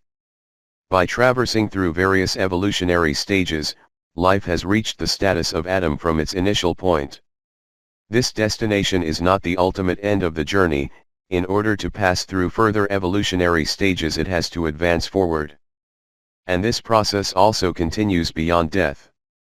In fact, you could say that only the initial phase of the lengthy process of the evolution of Adam has commenced. It is evident from this that the onward continual progression of life is its success, and its becoming static at some point is its extreme failure and despair. As long as life remains like a babbling stream, it is life. When it halts somewhere, becoming a stagnant pond, then its fundamental characteristic, flowing, firstly becomes restricted, and after this it ceases. The Quran has termed life becoming static at some point as azab. Among the Arabs, due to the aridness and intensity of the heat of the deserts, their animals had to remain thirsty, and on many occasions the intensity of thirst used to reach to such an extent that the animal would even give up eating and drinking, and in this way the ability to move around no longer remained within it. This condition of its was termed as azab. It is from this respect that the Quran has called Jahannam as being Jahim e.g. 44:56, the meaning of Jahim is an impediment, or to become an obstruction. 3.30 Life becoming static. Within our nation, which is unfortunately stagnant at one point for centuries, the very awareness itself of the painful despair of the soul resulting from dynamism having switched to inertia is dead. We have come to believe that this, in fact, is how life is supposed to be. The condition of such pain and agony should be inquired from someone who is sprinting in a sports ground together with other runners, and he can see that he will forge ahead of all of them, but en route some obstruction appears, and thus instead of going forward, he halts and becomes stationary. And then he witnesses with his own eyes, how by advancing forward, those players who were far behind him have reached the destination. This is that azab which simply cannot be put into words, it can only be imagined. In this world, humiliation and backwardness, subjugation and dependency, weakness and absence of strength, helplessness and vulnerability, poverty and destitution, and after this cowardice and lack of courage, in fact, absence of honor and disgrace are the natural consequences of this inertia, and therefore the various facets of this azab. This is the azab of this world. Following this, the question of the azab in the life of the hereafter comes before us. Details about them will be given at their respective places. At this point it is enough to say that the Quran has portrayed it metaphorically and has stated at a fundamental level that it will be said, "You were heedless of this, now have we removed your veil, and sharp is your sight this day." 50:22. Over there the veils which lie over the eyes will become lifted, and the vision will become so sharp that it will be able to pierce even through layers of steel, whereupon there will be such an acute awareness of the loss resulting from remaining inert and falling behind in the dynamic sphere of life, that upon seeing it, man will emit a painful cry and will say, "Woe unto me! Would that I were mere dust." 78:40. I wish that I were just a lump of mud instead of a self-conscious human being. Next, we will describe some examples of this azab which are related to life in this world. The Quran explains the collective forms of most azab. 3.30.1 Humiliation and disgrace. Although the Quran has described various forms and characteristics of azab, stating azab-e-azim, a very severe punishment, at some places, and azab-e-alim, a very painful punishment. At other places, for us the severest and worst form is that which it has termed as azab un-muhin, a humiliating azab, 22:57 and other verses. The reality is that if the honor and self-respect of a nation is not completely dead, then there can be no punishment more chastising and instructive than that of humiliation and disgrace. It has reiterated this fact at a number of places in the account of Bani Israel, that the consequence of their continual transgression and criminal proclivity was shame is pitched over them, like a tent, wherever they are found. 3:112. Wherever they went, the damning azab of humiliation followed them like a shadow. We have said above that when dynamism no longer remains in a nation, and it stagnates at some place, then the consequence of this is that ruin and destruction which the Quran has termed as azab. It is on this basis that the Quran also calls this maskanat, 2:61, along with humiliation, when explaining the azab in which the nation of Bani Israel was gripped, i.e., that their grandeur and greatness was converted into humiliation and lowliness, and their dynamism and energy became static and frozen. Referring to this conduct of theirs, that they had iman in one part of the divine code and used to reject the other part, it is stated that this was not only about Bani Israel, rather. Then is it only a part of the book that you believe in, and do you reject the rest?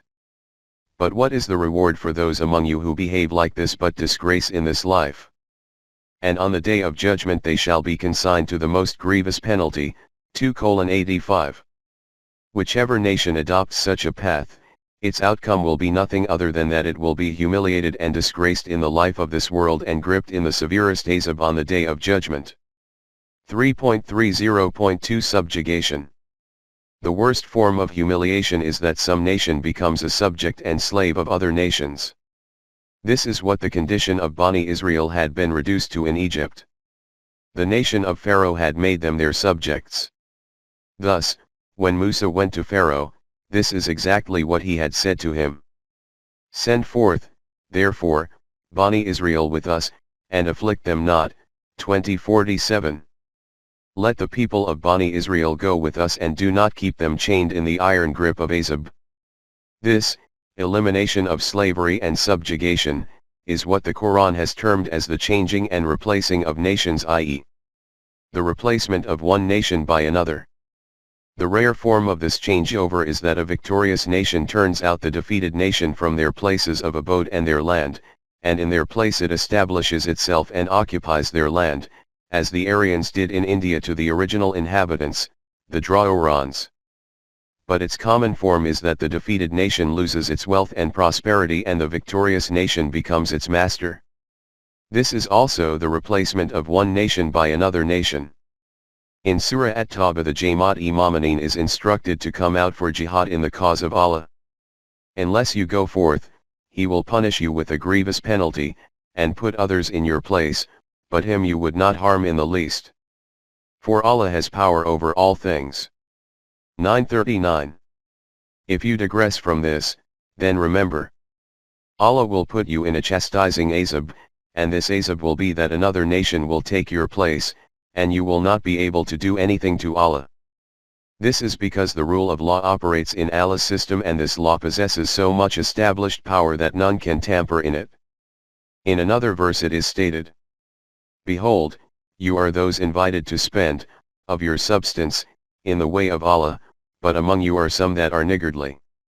But any who are niggardly are so at the expense of their own selves. But Allah is free of all wants, and it is you that are needy. If you turn back, from the path, He will substitute in your stead another people, then they would not be like you. 47:38. You are those people who, when you are asked to keep your treasure chests open for the establishment and strengthening of the divine system, in the path of Allah, there are indeed some among you who start to act in a niggardly fashion. The one who is niggardly is entangled in this self-deception that he keeps his wealth for himself and deprives others of it, but he does not even understand this much that the consequence of this behavior of his will be that he himself will also become deprived of these possessions and wealth. Say to them that by inviting you to spend in the cause of Allah, He is not asking anything from you for His own self. It is your own benefit in this. he is free from all wants, it is you who are needy. Remember, if you turn away from the invitation to spend and devise ways to avoid it, then the consequence of this will be that another nation will take your place and it will not be similar to you. 3.30.3 Sectarianism. Allah has termed the Jamaat-e-Momineen as one ummah and has repeatedly stated that division into parties and sectarianism is kufr and shirk, and its consequence is a humiliating azab of destruction and ruin. In Surah Al-Imran it is stated, "Be not like those who are divided amongst themselves and fall into disputations after receiving clear signs, for them is a dreadful penalty." 3:105. There are various forms and manifestations of the azab which becomes imposed as a result of mutual dissensions, which the Quran has expressed in Surah Al-An'am in this way. Say, He has power to send calamities on you, from above and below, or to cover you with confusion in party strife, giving you a taste of mutual vengeance, each from the other. See how we explain the signs by various symbols, that they may understand. 6:65. This azab has different faces. Sometimes it is the case that vices become commonplace among the upper strata of society, and as a consequence of these, the society becomes destroyed. Sometimes anarchy spreads among the lower classes and they cause destruction, and sometimes it happens that both these classes become divided into different parties and begin fighting with each other and are destroyed in this way. Just see how we bring to attention the various aspects of our laws so that mankind can understand the matter well. This is a state of civil war, but sometimes this destruction appears as a defeat at the hands of other nations. Hence, in Surah At-Tawbah the Jamaat-e-Momineen is instructed that those opponents who have reached to the battlefield against you, fight against them. Allah wishes to make them suffer azab through your hands, and to make them humiliated and disgraced in the world. 9:14. See also, 9:52. 3.30.4 Fear and grief. This is that form of azab in which the issue is ended with one blow. But even more soul-destroying than this is the azab in which a sense of fear prevails on the nerves of a nation. The Quran has informed us that the essential outcome of Iman and Salih deeds is, "On them shall be no fear, nor shall they grieve." 2:38. Such a nation will neither be gripped in the azab of khawf, fear, nor will it be infected with the anguish produced by huzn, grief. Khawf is commonly created by external dangers, and huzn is that inner state in which man remains engulfed due to anxiety and grief. This is that Jahannam about which it is stated that, in which they will then neither die nor live. 87:13. In which man neither remains alive, nor does he even die. In another verse, death will come to him from every quarter, yet will he not die. 14:17. Iman and Salih deeds keep a nation protected from both these forms of azab. In contrast to this, in Surah An-Nahl the Quran has warned in a metaphorical manner. Allah sets forth a parable. A city enjoying security and quiet, abundantly supplied with sustenance from every place, yet was it ungrateful for the favors of Allah, so Allah made it taste of hunger and terror, in extremes, like a garment, closing in at it from every side, because of the evil which its people wrought. 16:112. There was a town whose inhabitants enjoyed both peace and tranquility, i.e., they had neither any kind of fear nor grief. The state of their prosperity was such that bounteous risk was being attracted towards them from all directions. They flouted these bounties of Allah, did kafir, and as a consequence they were caught in the azab of hunger and fear, and this was the outcome of their self-created system which they had established in opposition to the system of Allah. 3.30.5 Azab of hunger. From this it is evident that hunger and fear are Allah's azab, i.e., dearth of risk and threat of external dangers. With regard to dearth of risk, it has stated in clear words, "But whosoever turns away from my message, verily his sustenance is narrowed down, and we shall raise him up blind on the day of judgment." 20:124. Whoever eschews our laws, his sustenance becomes restricted, and the one whose sustenance is restricted here is also resurrected blind on the day of judgment. At another place it is stated, "But those who were blind in this world, will be blind in the hereafter," 17:72. Regarding the azab of hunger, details will be given in connection with the economic program of the Quran. In verse 16:112, quoted previously from Sura An-Nahl, it is stated that nations fall into the azab of hunger and fear due to transgression of na'ima, bounties and blessings. This same fact is noted by the Quran at another place in a very dramatic style, when it states, "Have you not turned your vision to those who have changed the favor of Allah into rejection and caused their people to descend to the house of perdition? Into hell? They will burn therein, an evil place to stay in." 14:28-29. Have you ever paid attention to the state of those people who adopted kufr towards Allah's bounties and as a consequence deposited the caravan of their nation in that market where there was no buyer for this commerce, i.e., deposited them in hell, which is an extremely dreadful place to abide in. 3.31 Worldly hell. As has been stated before, a detailed discussion about Jannat and Jahannam will come at their own place. Here, it is sufficient to say that the Quran has declared, "But, of a surety, hell will encompass the Kafirin." 29:54. Jahannam is not somewhere far away, it continuously encircles the kufr in its sphere. And they will not be able to keep away therefrom. 82:16. Even now they are not hidden from its view, it is keeping watch over them. But because veils of ignorance and vested interests are covering their eyes, this is why they cannot see it. What happens in that which is called the day of accountability is that, "And hellfire shall be placed in full view for all to see," 79:36. That hell which previously is invisible to the sight bursts into the full view of seeing eyes.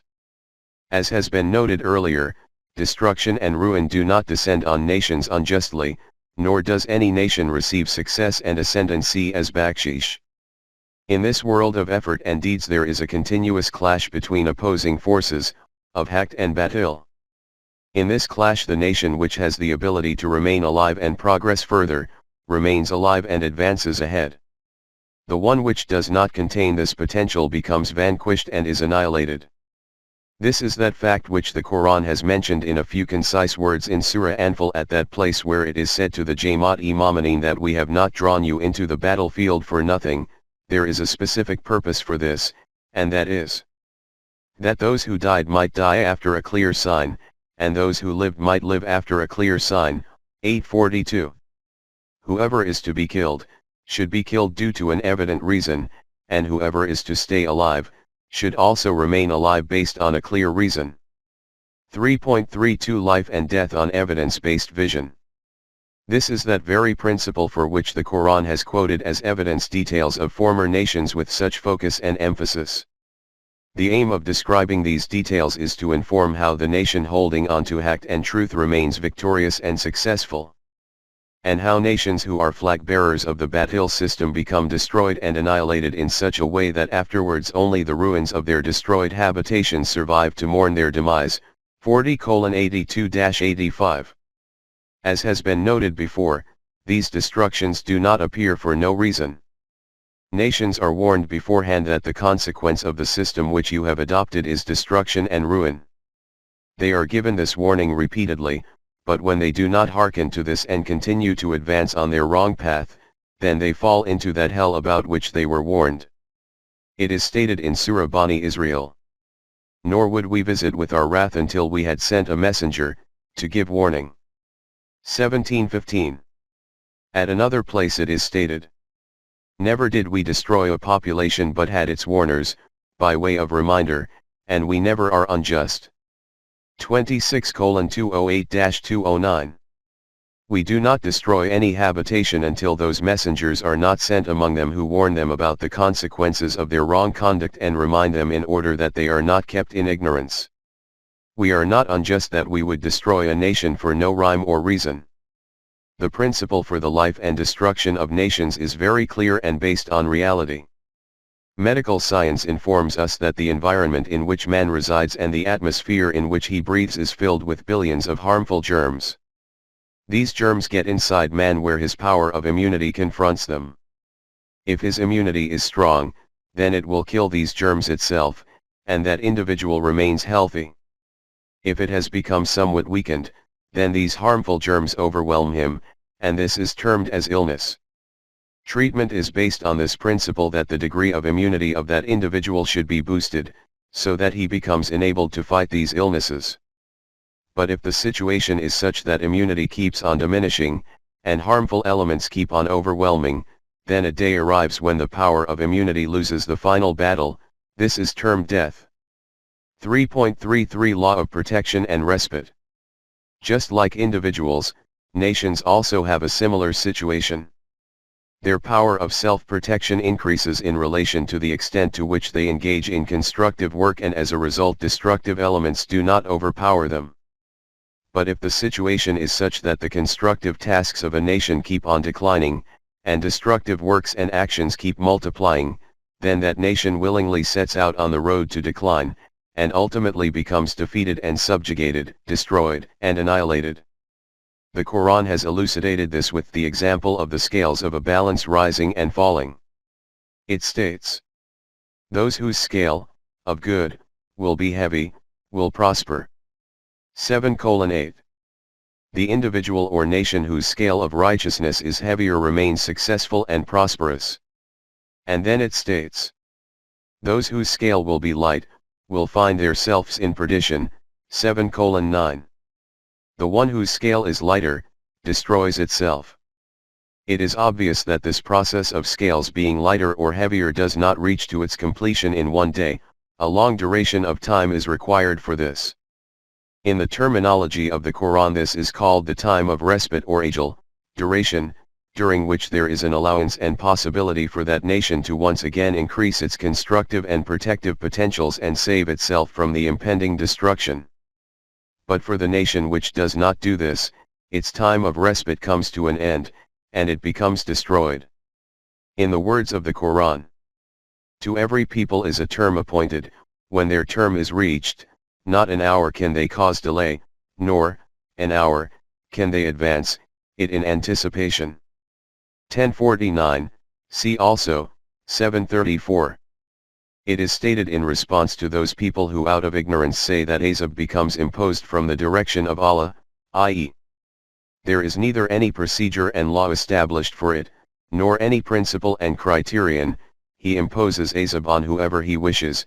That what can Allah gain by your punishment, if you are grateful and you have iman? Nay, it is Allah that recognizes all good, and knows all things. 4:147. If you utilize the bounties as directed, and have iman in the eternal truths, then what will Allah gain by punishing you? Instead, He bestows full recompense as a return for balanced conduct, and His being all-knowing means that not even anyone's smallest deed can remain hidden from His sight. 99:7-8. We have described above in what forms azab descends on nations which are prone to decline and ultimately becoming destroyed, but what has not emerged in a definitive form is what are those causes on the basis of which nations initially become prone to decline and then after this become destroyed. These causes will be found in a dispersed form in the Quran and also from time to time in this book. These nations can be definitively divided into three categories. 1. Regarding those nations which do not harness the forces of nature. The Quran has declared that the power to harness nature is within the realm of human potentials, hence those nations which do not make use of this power cannot even be declared to be included in the domain of humanity, never mind be counted among nations which are alive. These are commonly nations immersed in religion, before whom everything in the world is to be despised, and every attraction is deserving of condemnation. By shunning the paths of life-giving realities, they remain engrossed in the nebulous world of self-concocted holy tales. 2.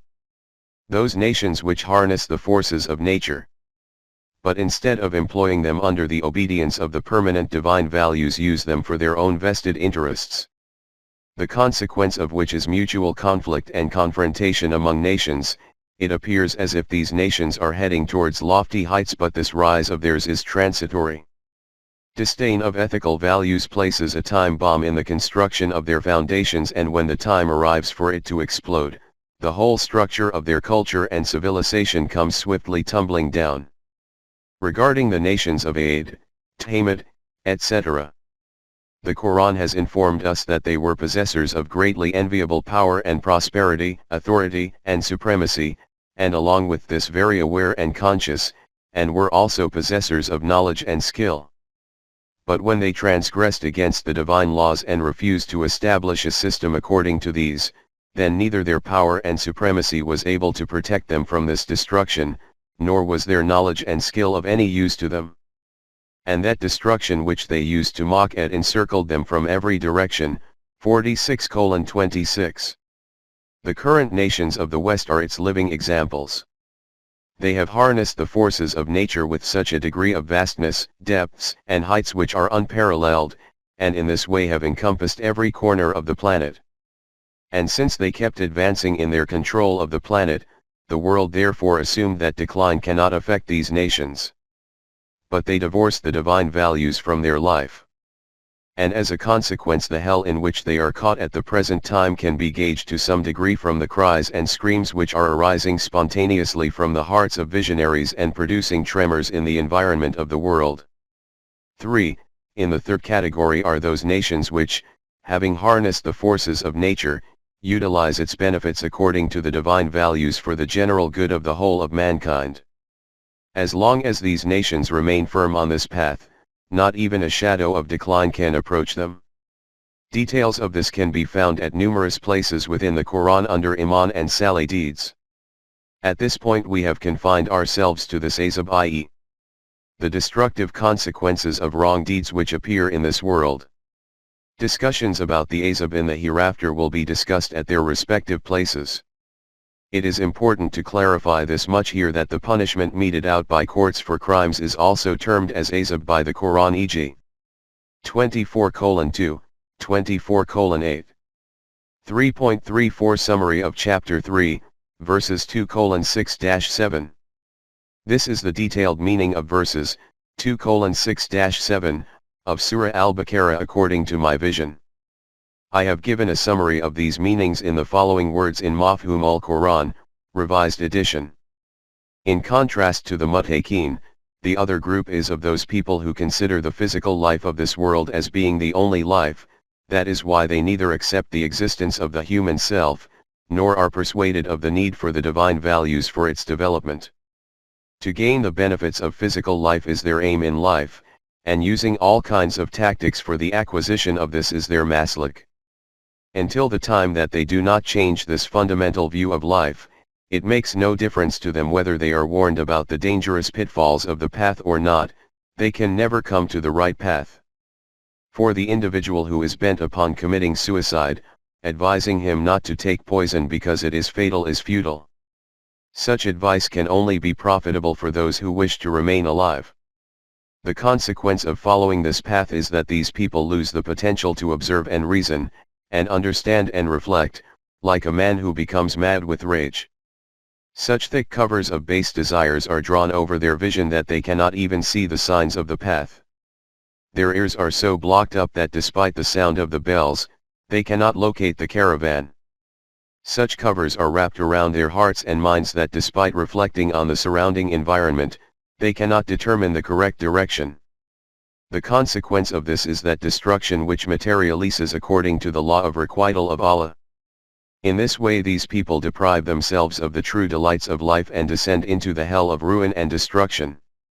How dreadful is this end of theirs!